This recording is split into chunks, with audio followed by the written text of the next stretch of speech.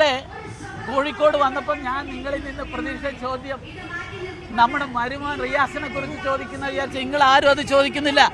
ഏറ്റവും കറണ്ട് എന്ന് പറയേണ്ട പ്രാധാന്യമുള്ള ഒരു ചോദ്യം നിങ്ങൾ ചോദിക്കുന്നില്ല. റിയാസ് പറയുന്നത് പാർട്ടി പ്രതിരോധിക്കുമെന്നാണ്.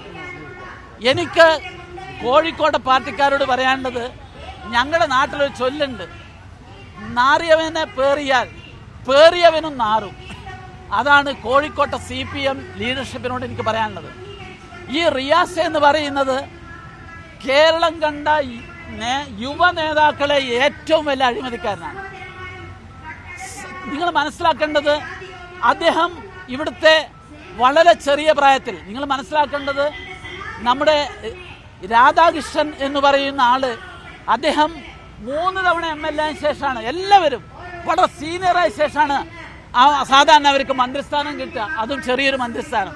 പക്ഷെ റിയാസ് ആദ്യ തവണ MLA ആയപ്പം തന്നെ അദ്ദേഹത്തിന് തലയിൽ പൊങ്ങാത്ത 2 വകുപ്പ്, ഒന്ന് PWD, ടൂറിസം, രണ്ടും മരുമകന് നല്ലോണം കക്കാൻ പറ്റിയ വകുപ്പായിരുന്നു.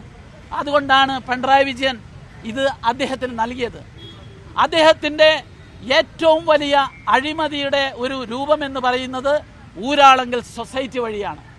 കാരണം സാധാരണ നമ്മുടെ നാട്ടിൽ ഒരു കരാർ പ്രവൃത്തി എങ്ങനെയാണ് നടക്കുമെന്നറിയോ?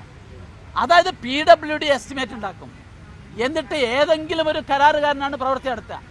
പക്ഷെ ഇവിടെ സൊസൈറ്റിയുടെ മറവിൽ ഊരാളങ്കൽ ഉണ്ടാക്കുന്ന എസ്റ്റിമേറ്റ്, അതുപോലെ തന്നെ അതിൻ്റെ എല്ലാ പദ്ധതികളും അതിന് അവരെ ഫണ്ട് എല്ലാം നിർണ്ണയിക്കുന്ന അവരാണ്. എന്നിട്ട് അവർക്ക് അംഗീകാരം കൊടുക്കും.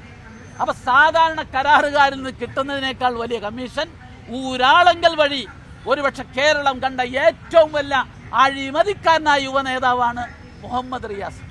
റിയാസ് രക്ഷപ്പെടാൻ പോകുന്നില്ല.